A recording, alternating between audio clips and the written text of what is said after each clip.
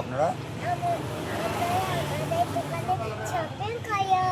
আর এই টপগুলো নেন, এই টপগুলো নিন, খুবই সুন্দর এসছে। খুবই সুন্দর আছে। দাম মাত্র দাম মাত্র 170 টাকা। 170 টাকা। আপনারা আমাদের দোকান ভিজিট করুন।